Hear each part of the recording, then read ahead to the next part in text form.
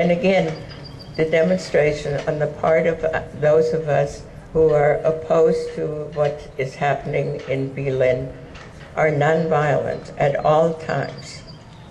And at all times, the Israelis are violent. There are gunshots, there are something called a rubber bullet, which really is a steel bullet covered with just a thin rubber coating. There are sound bombs. They are extremely loud. One of those sound bombs went off next to me in 2006, and I've lost some of my hearing as a result of it.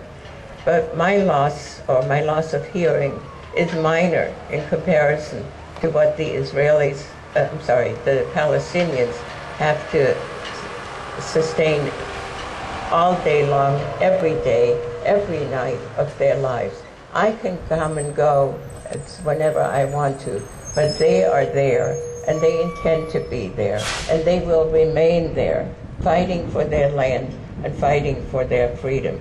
Every Friday at noon, they go to the mosque and pray, and at 1 o'clock the demonstration starts, and they walk to where the wall is.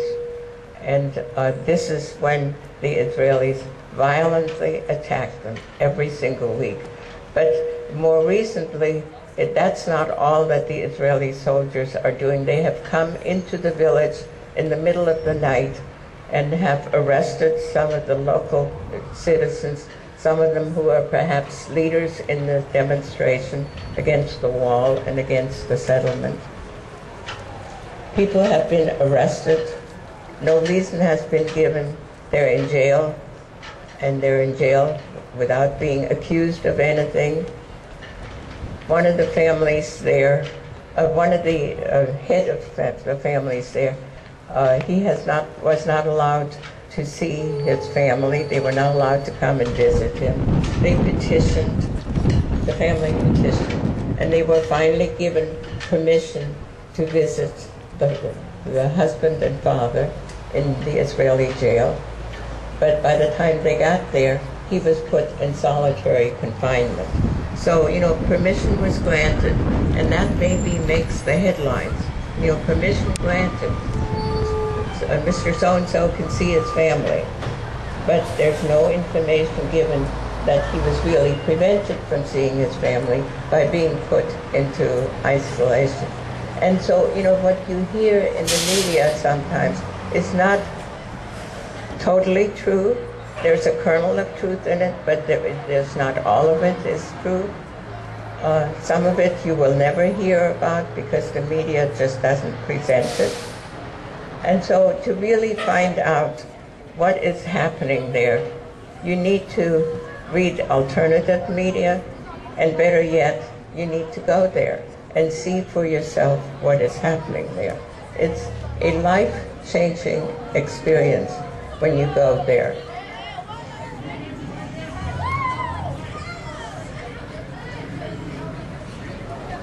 I have never been to Gaza, though I've made several attempts to go there, and for a variety of reasons, I have not been able to go. However, momentarily, I'm waiting to hear when I will be going to Gaza. And I will be going to Gaza with the Free Gaza movement. Maybe some of you have heard about this organization. Thank you. In August of 2008, the first 2 boats ever to reach Gaza and return were sent by the Free Gaza movement. For over 40 years at that time, no boat has been able to reach Gaza, no boat has been able to get out of Gaza and travel the Mediterranean or go out into the world. And we succeeded in sending 2 boats there, 2 very small boats with a total of about 44 people. I became ill a day or 2 before I was to leave, and so I was not able to go. When these boats left, they took with them some Palestinian or some Gazan people. One of them was a then 15-year-old young boy who was severely injured by some Israeli weaponry, as a result of which he lost one of his legs, lost one hip, and sustained some other serious injury.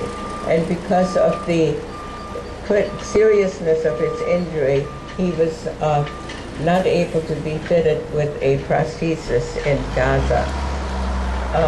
And so he, accompanied by his father, went back, left Gaza and went with us back to Cyprus in order to be fitted with a prosthesis someplace else. We took with us some students who had received scholarships to study at universities in Europe or maybe even in the United States. We took with us a woman and her 5 children who had visited family in Gaza several years ago and had been prevented by Israel from leaving and returning to her family who lived in Cyprus. We sent a total of 8 boats to Gaza. 5 of them were successful trips. The 6th boat, the Israeli Navy demanded that the boat turn around. The captain of the boat makes the final decision, no matter what the passengers may want. And the captain chose to turn the boat around and go back to Cyprus. The 6th boat was rammed 3 times by the Israeli Navy and literally limped into a harbor in Lebanon. It's under a subsequent horrible windstorm, and because it had not yet been repaired, it sank. So we lost that boat. And the 8th boat, which left in June of last year, on the high seas in international waters, Israeli Navy personnel boarded the ship, arrested the passengers, and took them to a jail in Israel, took the boat to Israel.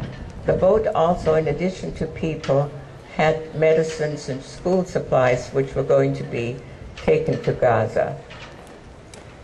And the people were accused of having entered Israel illegally.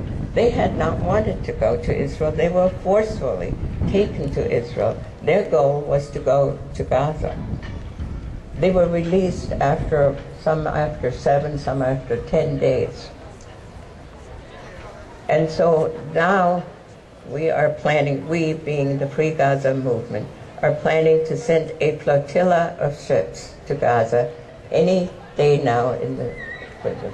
Maybe when I get to my computer the next time, there will be a notice there, book your flight to wherever, and where you will go aboard ship to Gaza. There will be 3 cargo boats carrying cement, carrying steel, carrying building material that Israel has not allowed into Gaza, especially not since the massacre in Gaza in December of 2008 and January of 2009. Resourceful people in Gaza, even though their homes and their infrastructure were either damaged or totally destroyed, have been building mud homes out of mud and water, I guess. And even the water is polluted because the water system there has been destroyed by Israel. Everything has been destroyed by Israel there.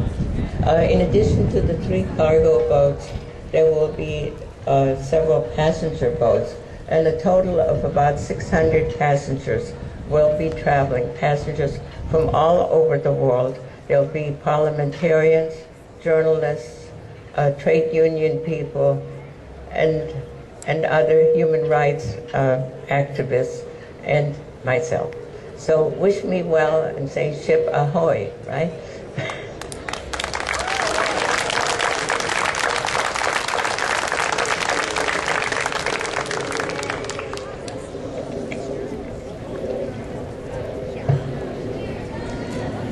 I wrote down a few words which is a little more formal than speaking ad lib like I have.